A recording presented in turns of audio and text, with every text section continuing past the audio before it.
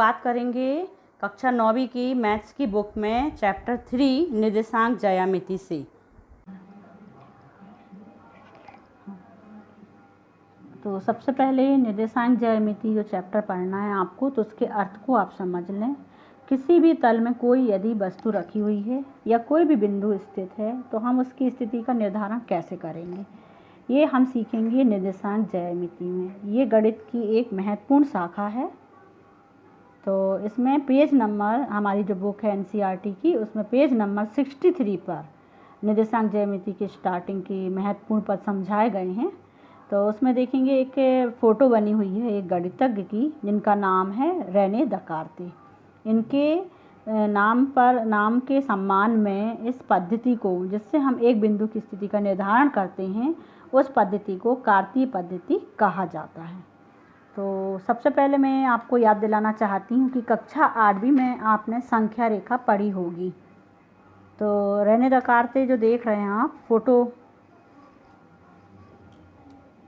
Photo देखिए आप फिर से। रेने दकार्ते की फ़ोटो बनी हुई है 63 पेज नंबर पे। इन्होंने जो निर्देशांक ज्यामिति की है, बहुत कुछ आधारभूत संकल्पनाओं को स्पष्ट किया है। आपने कक्षा 8वीं में संख्या रेखा पढ़ी होगी। देखिए मैंने एक फ़ोटो डाली हुई है संख्या रेखा की, जिसमें सबसे बीच में आपको मूल बिंदु दिख रहा है, 0 लिखा हुआ है, और 0 के दाहिनी ओर नंबर लिखे हुए हैं 1 2 3 4। ये कहलाती है एक्स अक्ष की धनात्मक दिशा। और मूल बिंदु के बाईं ओर एक ऋणात्मक नंबर लिखे हुए हैं, ये कहलाती है एक्स अक्ष की ऋणात्मक दिशा। तो आपने ये कक्षा 8वीं में बहुत अच्छे से पढ़ा हुआ है संख्या रेखा, ठीक है। तो अब यदि हम इसमें दो रेखाओं की सहायता से, एक दूसरे पर लंब दो रेखाओं की सहायता से किसी बिंदु के स्थान का निर्धारण कर सकते हैं। देखिए दूसरा चित्र बताते हैं आपको। हम दो रेखाएं संख्या रेखा ले लेंगे, एक हम ऊर्ध्वाधर ले लेंगे, देखिए, और एक हम ले लेंगे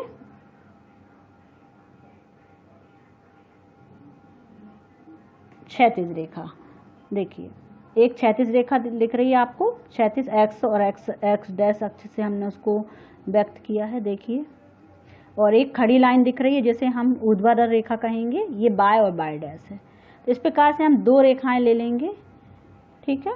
अब इन दोनों रेखाओं में आपको बता देती हूँ मैं कि जो क्षैतिज रेखा ली है वो एक्स डैश को हम एक्स अक्ष कहते हैं, और जो ऊर्ध्वाधर रेखा ली हमने बाय डैश बाय को, इसको हम बाय अक्ष कहते हैं। और यदि ये एक दूसरे को काटें, अभी तो ये अलग अलग हैं, यदि ये एक दूसरे को काटने लगें तो जो प्रतिच्छेद बिंदु होगा उस बिंदु को हम कहेंगे मूल बिंदु, और इंग्लिश में कहते हैं ओरिजिन। तो आप देखिए दूसरा चित्र देखिए आप, ये नहीं,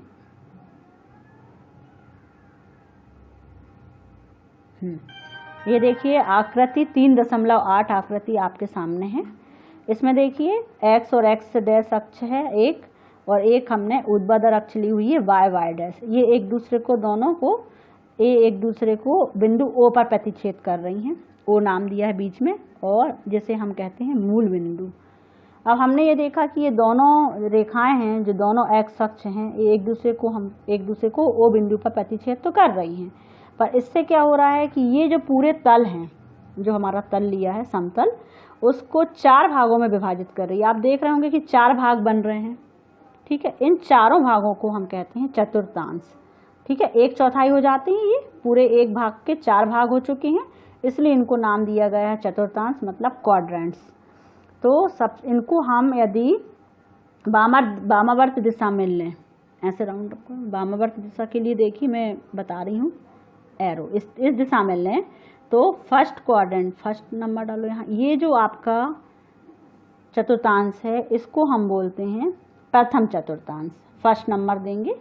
फिर इस तरफ बढ़ेंगे हम बाएं तरफ, इसको फर्स्ट, बाएं तरफ जाएंगे तो ये सेकंड चतुर्थांश हो गया। उसके नीचे थर्ड नंबर पे आएंगे तो ये थर्ड चतुर्थांश हो गया, और नंबर 4 पर फोर्थ चतुर्थांश हो गया। इस प्रकार हम देख रहे हैं कि ये दोनों अक्ष तल को 4 भागों में विभाजित करती है, जिन्हें हम चतुर्थांश कहते हैं। अब आपको मालूम है कि यहाँ पर हमने ऊपर बाय डैश अक्ष जो है उसके ऊपर तरफ धनात्मक संख्या है और नीचे तरफ ऋणात्मक संख्या है।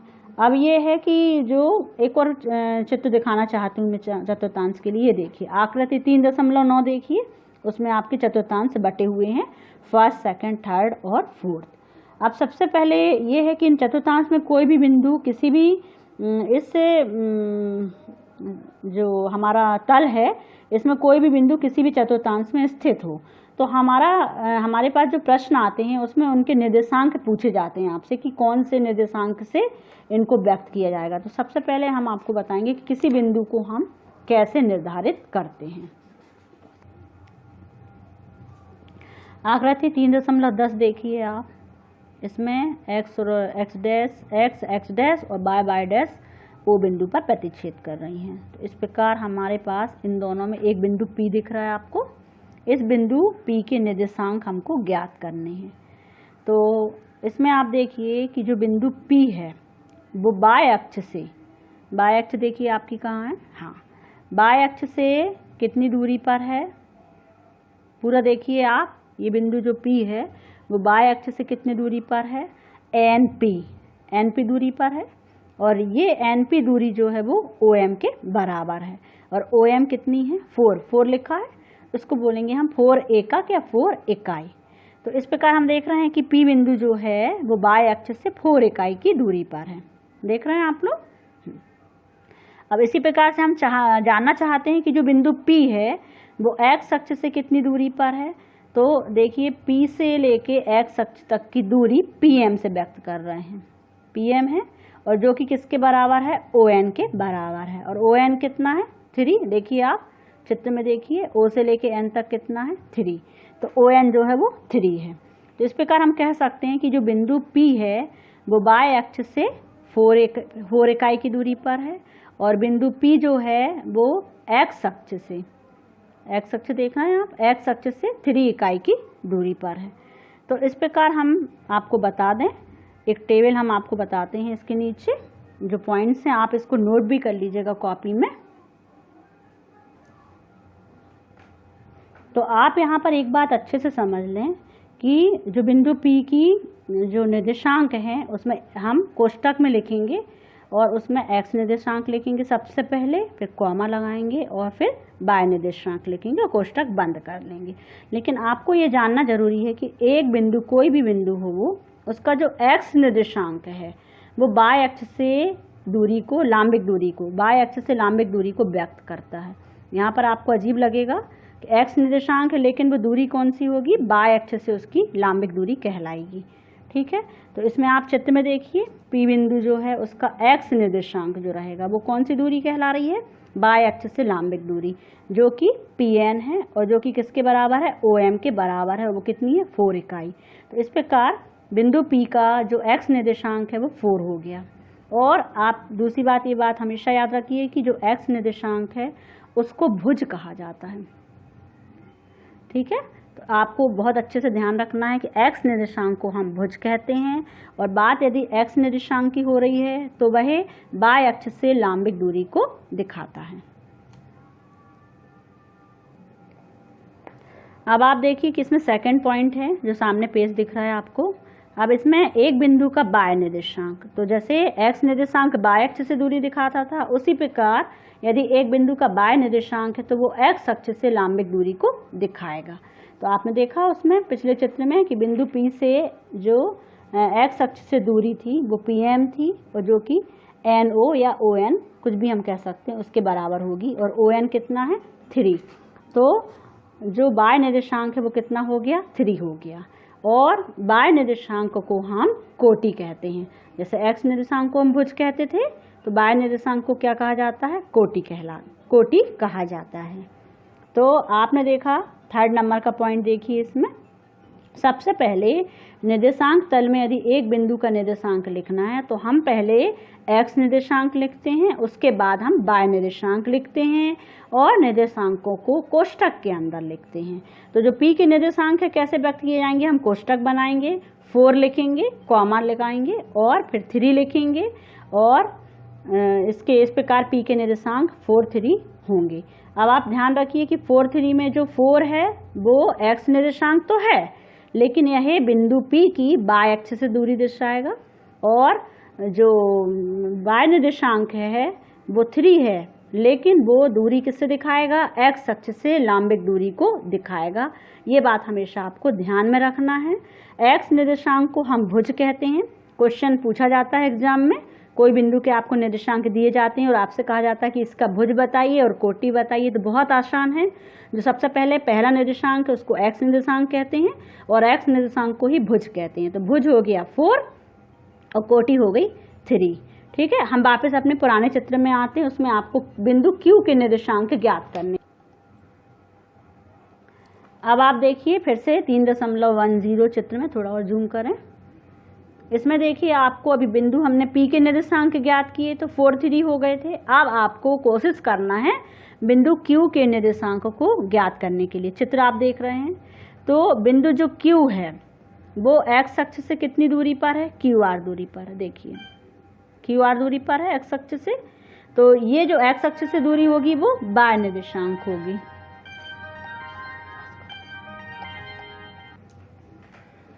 अब देखिए हम पुराने चित्र पर आ जाएं, आकृति 3.10 में। इसमें देखिए आप, हमने अभी बिंदु P के निर्देशांक को ज्ञात किया था। अब हमें बिंदु Q के निर्देशांक को ज्ञात करना है। पर ये Q बिंदु जो है वो कौन से चतुर्थांश में आ गया है, फर्स्ट, सेकंड, थर्ड चतुर्थांश में आ गया।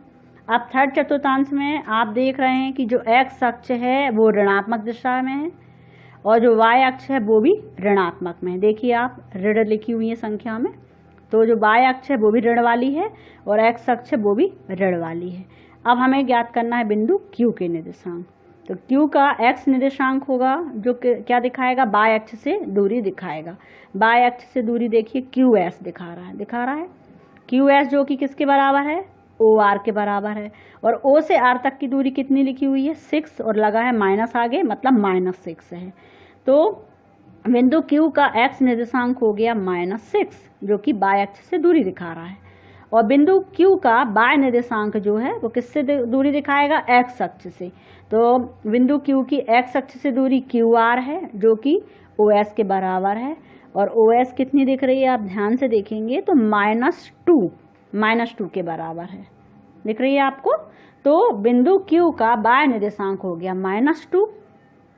ठीक है, इस प्रकार बिंदु Q के निर्देशांक हो जाएंगे, कोष्टक लगाएंगे, -6 और -2 हम लिखेंगे। अब हम आपके प्रैक्टिस के लिए एक एग्जाम्पल दे रहे हैं जो पेज नंबर 68 में है। आपके पास बुक यदि है तो आप देख सकते हैं। Example number 1, page number 68। इसमें हमको आकृति दी हुई है, आकृति 3.11 आकृति है। तो अब एग्जाम्पल 1 है आपका पेज नंबर 68 पर। इसमें आप इस क्वेश्चन को पहले नोट कर लीजिए, क्योंकि आकृति दिखाएंगे तो आकृति का चित्र आपको दिखेगा। पहले आप इसको क्वेश्चन को अपनी कॉपी में नोट कर लीजिए, तभी आपको चित्र से समझ में आएगा।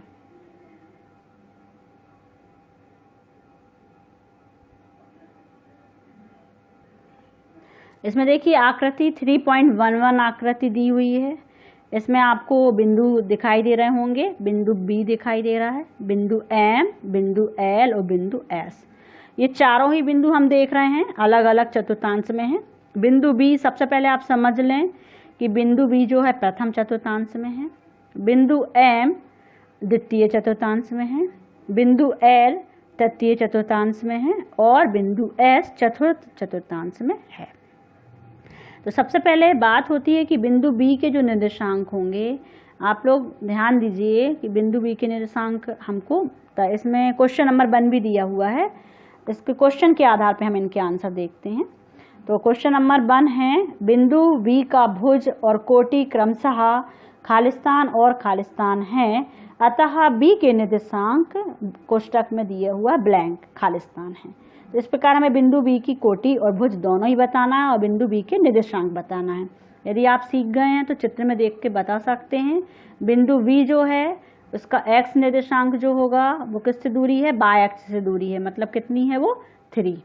तो बिंदु B का x निर्देशांक में आ जाएगा 3 और बिंदु B का y निर्देशांक x अक्ष से दूरी दिखाता है जो कि कितना है 4 है। तो इस प्रकार बिंदु बी का जो भुज हुआ वो x निर्देशांक मतलब 4 होगा और बिंदु बी की कोटि जो है वो y निर्देशांक अर्थात 3 होगी। इस प्रकार बिंदु बी के निर्देशांक कितने हो जाएंगे 4, 3। ये आपको समझ में आया, स्पष्ट है आपको? देखिए आप अपने आप से कर देखिए कि बिंदु बी का हमको x निर्देशांक चाहिए तो वो y अक्ष से दूरी देखेंगे 4 और y निर्देशांक चाहिए तो x अक्ष से दूरी देखेंगे 3। अब हम सेकंड क्वेश्चन पर आते हैं। बिंदु M के x निर्देशांक और y निर्देशांक क्रमशः खालिस्तान और खालिस्तान हैं, अतः M के निर्देशांक खालिस्तान हैं। अब M पर देखिए आप, M पर हम देखेंगे कि y अक्ष धनात्मक दिशा में है लेकिन x अक्ष में ऋणात्मक दिशा में है। तो पहले हम x निर्देशांक लिखते हैं। हमेशा याद रखिए कि किसी भी बिंदु के निर्देशांक लिखने पर हमको x निर्देशांक ही पहले लिखना है। तो x निर्देशांक के लिए दूरी कौन सी देखेंगे हम y अक्ष से, जो कि कितनी दूरी है m, यहाँ m बिंदु देख रहे हैं आप, y अक्ष से दूरी देखिए नीचे तक देखिए आप -3। तो -3 हो गया x निर्देशांक और y निर्देशांक क्या हो जाएगा आप देखकर बताइए 4। ठीक है, तो बिंदु m का जो निर्देशांक है x निर्देशांक वो ऋणात्मक है लेकिन जो y निर्देशांक है वो धनात्मक है। तो इस प्रकार m के निर्देशांक कितने हो जाएंगे -3, 4।